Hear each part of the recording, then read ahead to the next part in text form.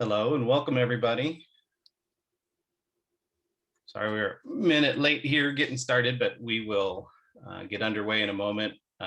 You should have received the little notice that we are recording this so that those folks who, unlike you, couldn't be here at 9 a.m. to attend will have an opportunity to see the recording. Given the fact that we have a relatively small group, I'm going to waive the usual, post your question in chat today, because I really think that, number one, I can speak to my own experience in meeting with Ahva, which is that it's always a great conversation. And I think it's fantastic that actually she's offered some time here today to, I guess, converse with all of you.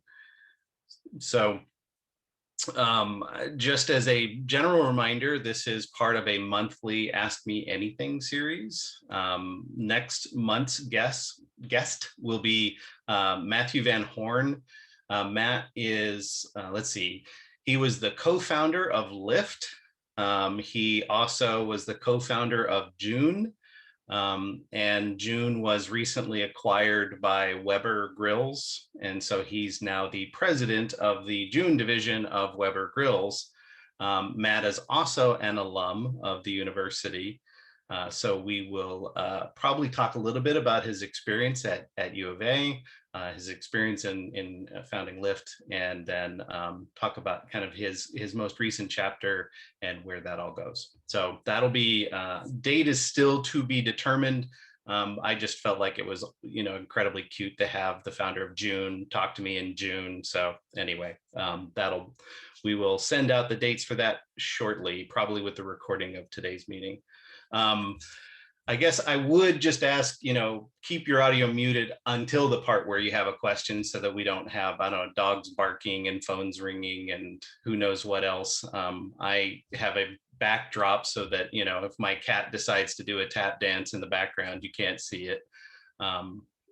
But in any case, let me jump over now to welcome Ahva Sadeghi, the co-founder and CEO of Symba.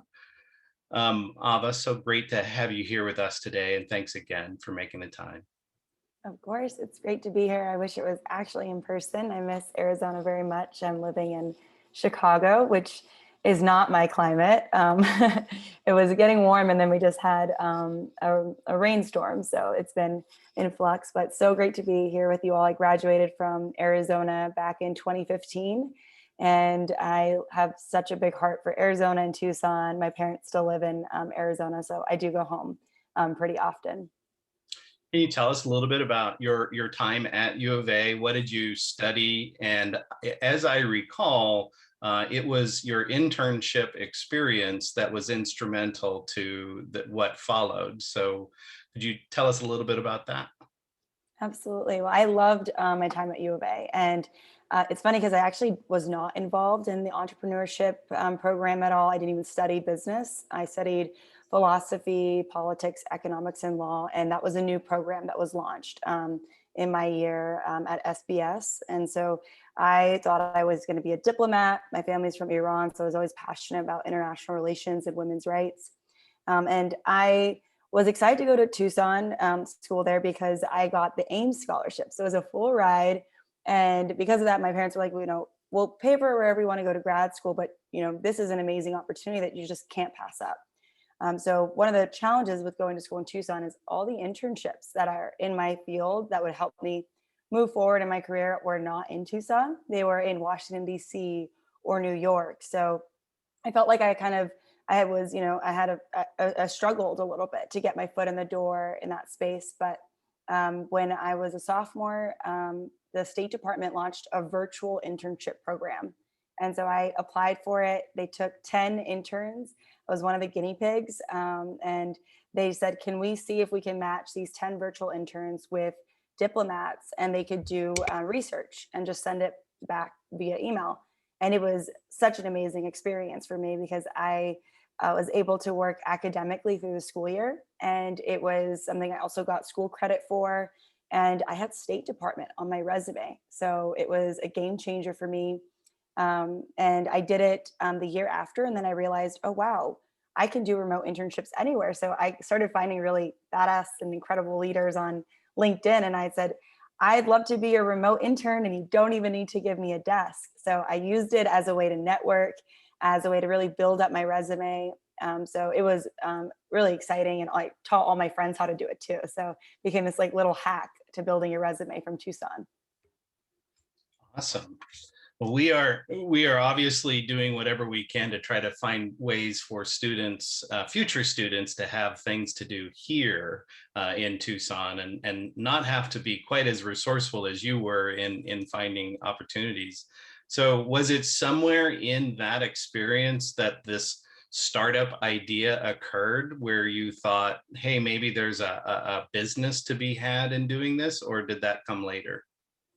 That came much later. I was a fellow with Congressman John Lewis in Atlanta, and every fellow in his office had to come up with an action project. And so I was so passionate about how remote internships could create access to internships, especially the ones who are unpaid. And actually, you'd have to pay to intern because you would have to pay for your living and everything.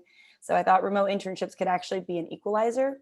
And so I did this fellowship. I matched 25 students around the US to nonprofits in DC. And I realized this could be a really cool opportunity. And so I started applying to random pitch competitions, and I threw together the ugliest website in the world. And I was just like, it just said remote internships are the future. And that was it. And then it had my email at the bottom. And I applied to a few, and I actually got accepted to a few different pitch competitions very early on. And at that point, my parents were like, go have fun with it for a year. What's the worst that could happen? So I started, pitching it, doing a lot of research. And I think that's when I realized that, oh, there's an opportunity here for the business value proposition. But I did not know anything about business getting started. I did not know anything about software building. So I have an amazing co-founder, an amazing team, and I've been learning a lot through the whole journey. Yeah, I definitely would like to talk a little bit about that team formation, because I know it's a question that comes up a lot with entrepreneurs who they're very passionate about their idea, and sometimes they struggle, I'll say, with identifying blind spots. Knowing what they are good at and what they're not good at. So, can you tell me a little bit about that process of identifying other people to join you on this, and how did you select them? How did you do some of the self-assessment to inform that?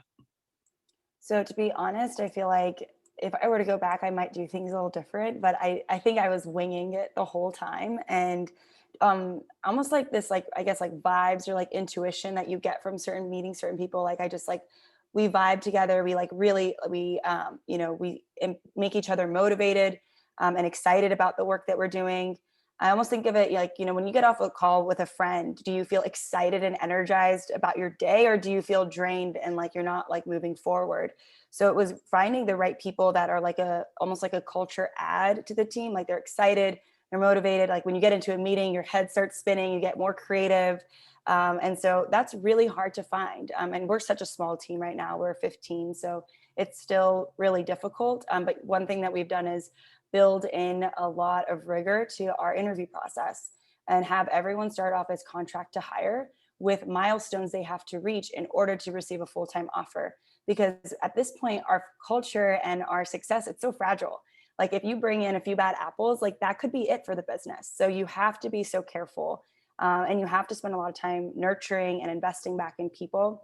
I listened to this podcast, it was last night, and I thought it was this statement, it was by Simon Sinek, and he said, a leader is not about taking charge. It's about caring about the people that you're in charge of. Like you want to empower them to hopefully lead the way in the future. So, when I do check-ins with my team members, I don't, it's never like the deliverables I think that we should accomplish. I'm a listener.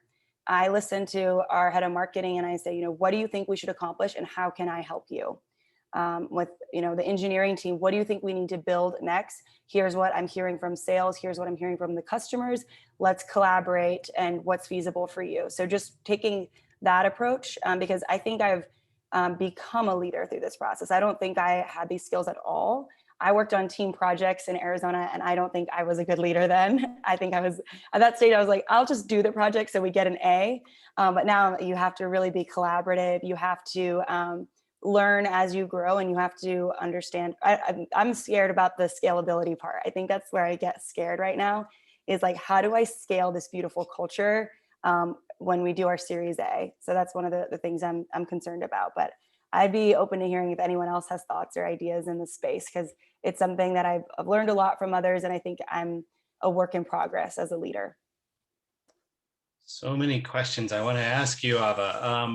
One is I want to touch on your student team experience and a comment you made. So on the Zoom meeting today, we have Paul Valdez. Paul just joined Forge to lead our campus program, and in fact, part of that will be creating these student teams and working on innovation challenges and so on.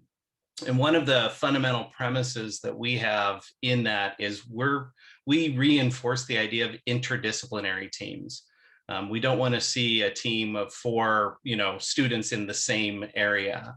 And I'm wondering if based on your experience and what you went through, how do you feel about that?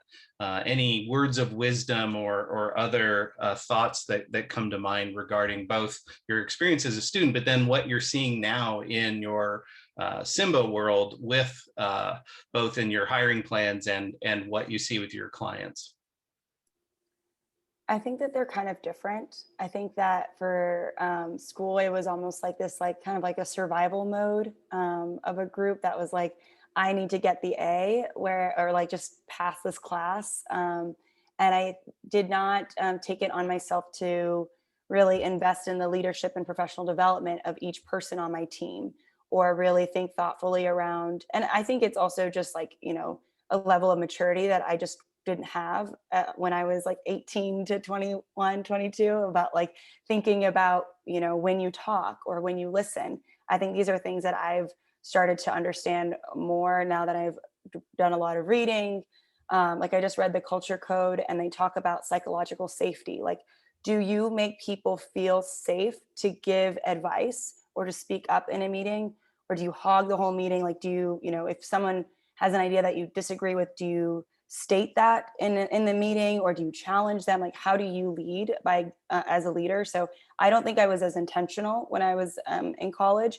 And I think now I have the room to grow, and now I'm building a culture that hopefully lasts for longer than a group project, right? It's something that hopefully lasts beyond me, right? That if I can build a culture and legacy that, somebody else will one day be CEO, and then, will still last. I think that's the goal. And great founders, I think, that believe their concept is going to be much bigger than themselves.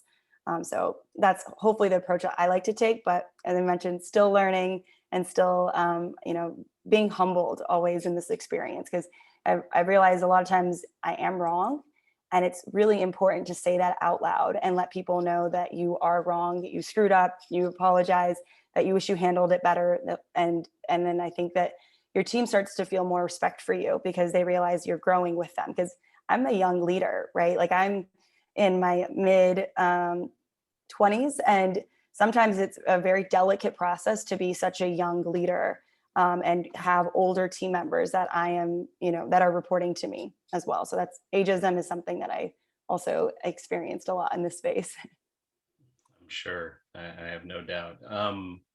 Could you touched on the fact that you're headed toward the Series A, and I do want to get to that, but there was another chapter in your formation that I think is also instructive. So I got introduced to you because of Techstars Anywhere. And in talking with Ryan, he said, well, you really need to chat with Ava. Like, she's a superstar.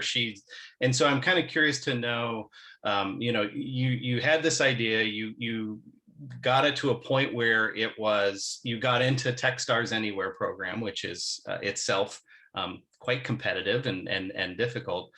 What was the experience, in terms of how did you grow both as a leader and as a company And did that open some new doors for you in terms of access to people or things that you wouldn't otherwise have had?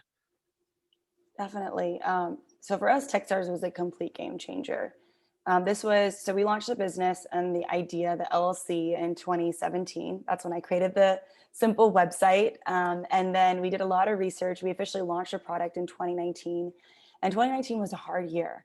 We did not understand, or I did not understand, ideal customer profile, how you design a go-to-market strategy, how you pitch a business case, and how you close out a sales a process. Like I thought they said, oh, this product looks nice. To me, that I had such happy ears. Someone studied philosophy and econ. I was like, they love the product. They're going to buy the product, which does not mean that at all, you know? And so we did unpaid pilots. And I think when we went to Techstars, all that changed. We decided to become, you know, we're not doing anything for free anymore, because if you know, we're doing things for free, we'll never understand our business value.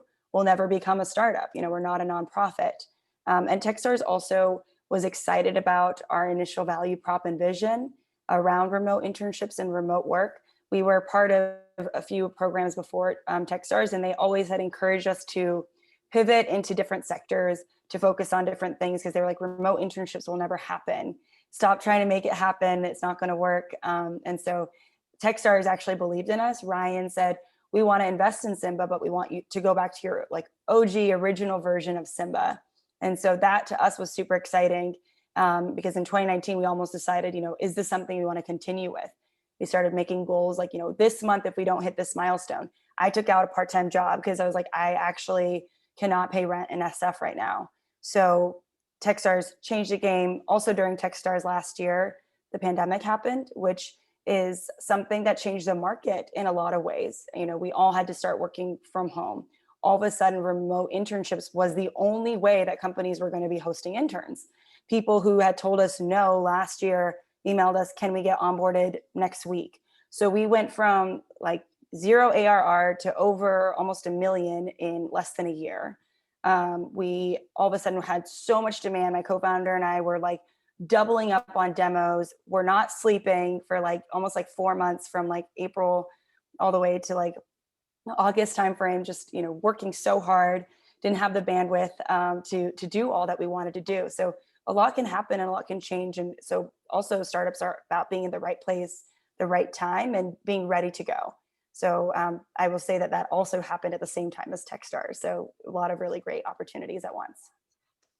So you had this incredible sort of inflection point, which obviously the pandemic, I think, helped to underscore your value proposition and exactly why you were viable, which that's led you down this path of being able to move toward raising a funding round. To date, you've been fairly modest, right, in terms of your fundraising. It's come through programs and individual investors, I think. And then what is your aspiration? Sort of where are you at right now, and what's on your horizon in terms of the road to investors? The road to investors has been a very, I think that for me, that has been an incredibly growing experience too, because as two women of color raising in venture capital. So those of you who don't know this, less than 1% or less than 2% of funding goes to women, and less than 1% of funding goes to women of color. And like probably less than like 10% go to women of color in enterprise SaaS technology, which is the space that we're in. So we're very excited. We had an incredible first round, and we just recently closed a bridge round earlier this year with strategic partners, investors, and firms from US World News, a Hustle Fund, 1517 Fund. And all of our investors are coming up to us saying, like, when are you raising next? And so now that we're hitting the 1 million ARR, we're planning to announce our raise at the end of this month. So we're very excited. We're planning to do full Series A and grow and bring on amazing people so that we can keep up the great work. That's what we need, is bandwidth on the team. Can you give any shout outs to some folks who've been particularly helpful, especially on the diversity front and helping get you out there? I would say that, Ryan Cooter from Techstars was phenomenal. He was a mentor through the whole process. We had him on this there's like a walkie-talkie app that after every meeting, we would just I forgot what it was called, but we would literally give him a recap because we had 580 meetings to close around 700K, which is ridiculous because that's not a lot of money when you think about, a lot like people raising in the space. And also it's painful as female founders because we are making more revenue than people who are valued higher than us in the same exact space. And we know that they are closing their rounds much faster. So you just have to, stay tunnel vision, stay focused on the prize and know that you're going to bring on the right investors. So January Ventures, Hustle Fund, 1517 Fund, these all like to invest in non-traditional founders. January Ventures is focused on women. Hustle Fund is focused on diverse founders. So, and then 1517 is focused on young founders. So we found the right partners who believe in us. That's part of their thesis. So we didn't need to pitch them on why invest in us. It was like, this is part of our thesis of investing. Awesome. I want to make sure I leave time for other folks to ask questions. I always ask this one though. What advice would you offer to students or entrepreneurs in the room? And I'll include the virtual room where people might be watching this, as a recording. What advice would you have to them? For students who want to create a startup? Or who are just curious about this, maybe they're staring at the same kind of challenges you did, either as a student or as you are as a founder. And how would you offer them advice? I would say that really become kind of obsessed with the problem and the customer. I think when I started, at least building my startup, I thought that this was the solution that would solve the world's problems. But it's not about you, it's about the customer. And the customer is the one who determines whether or not your concept provides value and provides enough value that they're willing to take out money and pay for it, or they're willing to go pitch to their leadership team that we need to buy this for our business. So really, really understand your customer and understand what value your product brings them, because I think that is the most important thing. And then all the other things will follow, like culture, team building. Once you have established a great concept, then you can start to build hype around it. You can start to build momentum and get others involved. And then once you have that, investor. So everything else will follow once you really focus on the problem and the solution. I always like to say that there's no shortage of ideas. There's a shortage of fundable or solutions that people are willing to pay for. So great advice, Ava. Are there any questions among our very elite group of people joining us here today?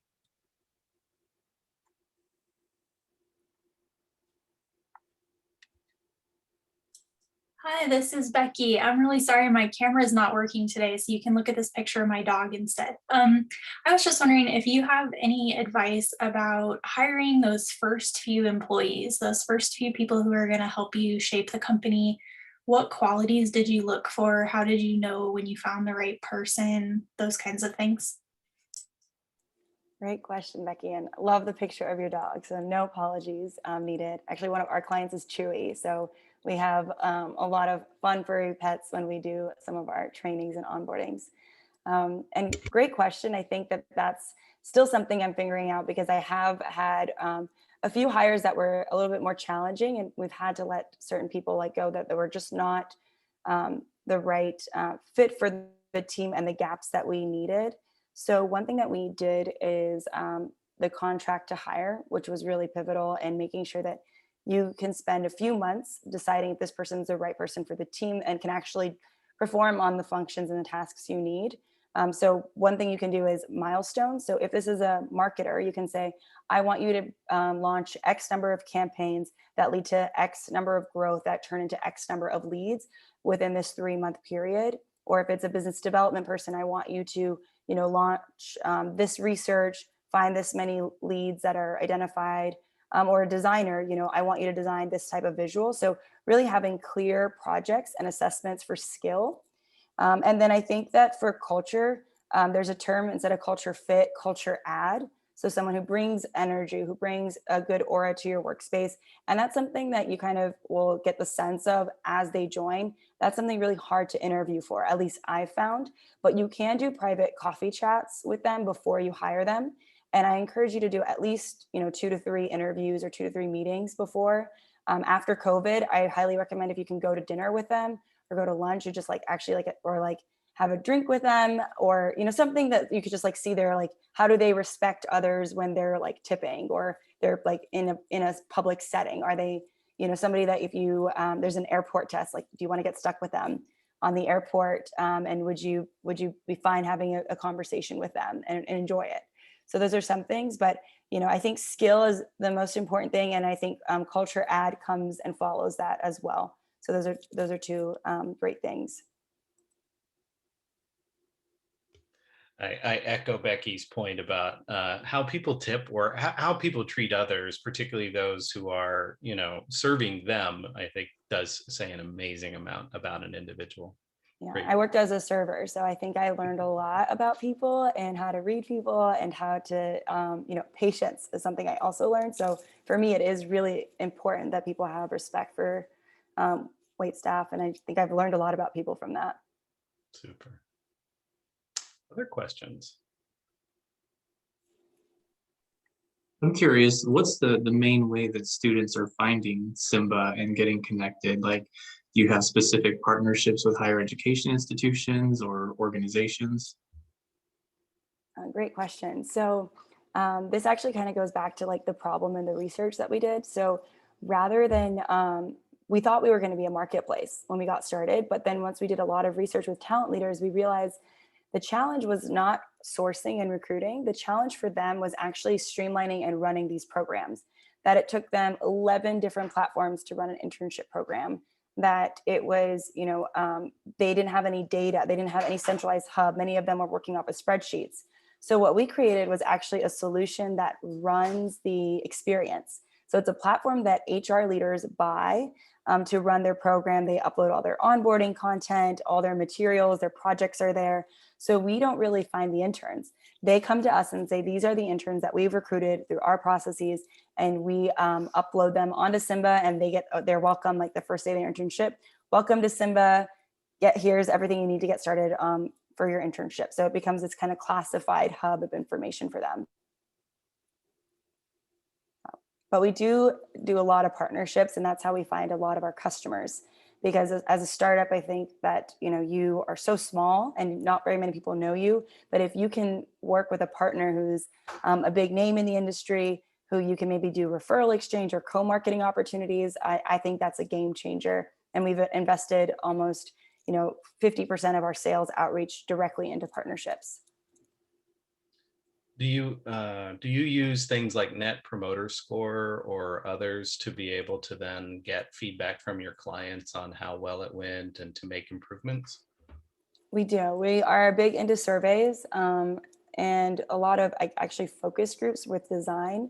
Sometimes I think it's hard to get people to fill out a survey. So our customers are open to meeting with us and having actually fun with a design process where we show them like, these are some screens and visuals of what we're thinking about. And all of our customers are very excited because they know that Symba is not there yet, but we have a lot of potential. So they're like, we know that you're growing and you're listening to our feedback and you're building on it. Like the last year, we had over 22 product launches in the platform. That was like direct asks from like customers. So they love seeing like, Chewy asked for this new project tracker. And so we had the initial mock-ups, we met with their team, we showed it to them, got their feedback, went back to the design team, edited the feedback, and then are starting to build it out and launch it next week. And for them, it's fun, right? Not all of them get to enjoy the experience of being in a startup, right? They work these corporate jobs. They're working within, our spaces within HR. Sometimes it's very, traditional type of work. And so this is fun. You're going in with 2 female co-founders who are asking what you think they should build, and you get to use it for the work you're doing. So it's been a fun process.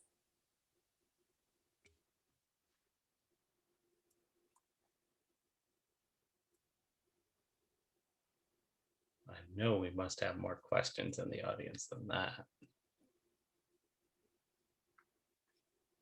It is the morning. So I'm also happy to follow up via email as well. And I can share my LinkedIn and contact info so that we can all stay in touch as well. Well, you had made a comment that I would love to hear more about. You said that scalability is scary, or that it scares you. I don't know if I wrote it down exactly, but can you? So one of the things that we do within Forge is work with startups kind of post incubation, where the thing that they need is help in scaling. They need access to capital, human or financial. And so we work very closely with the founders on that. I'm curious to know if that's kind of where you're finding yourself, and where that's scary for you is in this idea that, okay, today you have 20 clients and so much ARR. What happens when you have 100 million in ARR? And can your company grow? Can you as a leadership team grow? Is that kind of where what you're thinking is? I think so. I think it's both the things you wrote down are true. That scalability is scary, and I am scared of it. So the reason that I think it's scary is that you can have a nice tight ship. Like imagine a team of like 5 people who are like very organized, almost like Navy SEALs are like small and tight teams. But then once you get really big, right, there's lack of transparency, there's lack of efficiency, there's different challenges that just naturally happen. So I think that is one thing that, as a founder, a lot of things that I do right now live in my brain, and I'm working to make them process driven. I'm working to document them. So right now, if I hire on somebody, my stuff is kind of living in a few different places. It's not like I have a beautiful, robust training process to make sure every function of the business operates as well as it does now, because everyone needs proper training. So making sure that there's efficiency throughout every phase of the company, and ensuring that culture continues to be a very safe, collaborative, and welcoming space. Because when you start adding a lot of people at scale, some of that can get lost, right? The original why people are joining the team. I think that can also something that, if you don't hire properly, if you hire too quickly without intention, that could be a challenge. Success is scary, right? I mean, it is, I think, difficult to say that what you did before that got you to where you are is necessarily the same thing that gets you to where you go next. Is that a fair way to put it? Yeah, I also think failure is also very scary. I think it's all scary. Even like plateauing is scary because you're supposed to hit certain numbers and grow by a certain amount. But I think that, it's also very gratifying. Like it's so exciting, right? I feel like I love what I do, and I'm always excited about work. I'm drained, sometimes, but I'm never like I dislike what I'm doing, or I just like don't have the energy in the morning. I feel like I love what I do in that sense. But I do think that there's, to go back to your point, I think that it is very scary to scale, just because a lot of the teams, you just want to make sure you have a very, very strong, cohesive team as you're growing. So does that answer your question? Yeah, I mean, I think I'm just underscoring your point, which is that I think it is hard to it's not a straight line. You didn't start here and say, and to get to where we view it as success, I just follow A to B to C.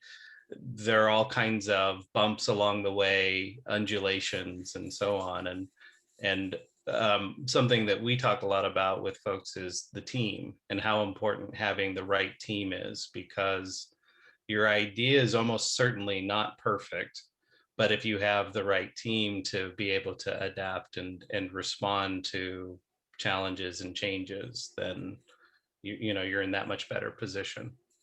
Absolutely. I think that's like a life advice too, just like having the right relationships, the right people in place for the team and success of the business, but also, so many other factors of your life. I think that that's so critical and important. So that's why it is important to celebrate wins, to, give back and find ways to celebrate your team, just because you can't pay them oftentimes the salary they deserve.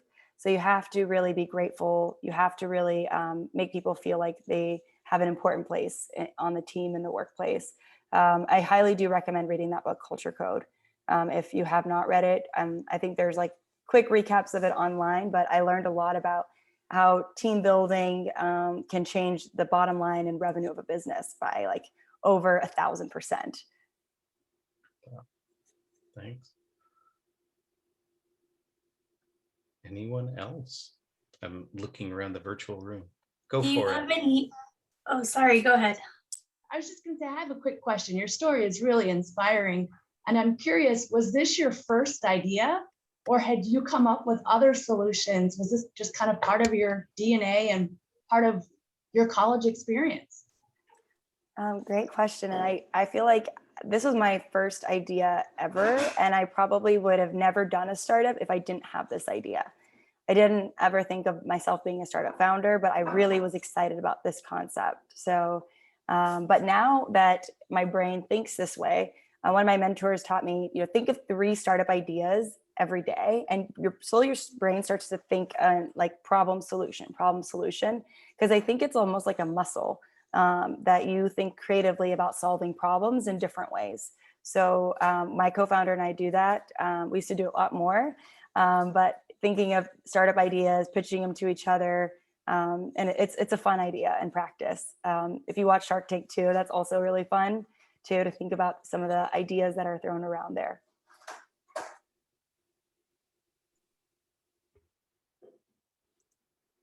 Becky and your dog, did you have a question? I was just going to ask if you have any favorite resources that have helped shape you as an entrepreneur, like blogs or podcasts or books that you loved. So I love this question, and I feel like it's not one resource in particular. I feel like I've read snippets of things. I've read parts of books and didn't finish them, but I do like Culture Code. I also, when I first started, my mentor gave me a lot of parenting books, and I was very surprised. I was like, why are you giving me parenting books? And she said, because you're supposed to build a team. You're supposed to nurture future leaders. And that is the essence of building a great company. So I do think that, thinking about a lot of leadership resources can be valuable. And I can also follow up and share some of the books that have been useful. I know How I Built This podcast is really great. I love hearing people's stories. But from all this reading, I realized that there's no trend. And Ryan, we were going to this earlier about there's no A to B to C. Actually, the reason that a lot of these people are successful is because they did something very left field and very out there, and that's why they're successful. So reading about how they're successful is great, but also I need to keep in mind that that was their story and their market and their industry. And I need to realize, what is important in my market, my industry. I need to listen to my customers, understand what are their pain points, and design and be creative about my own personal go-to-market strategy for my business.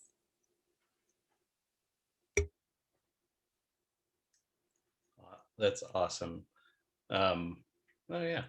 Okay. Welcome, Uwe.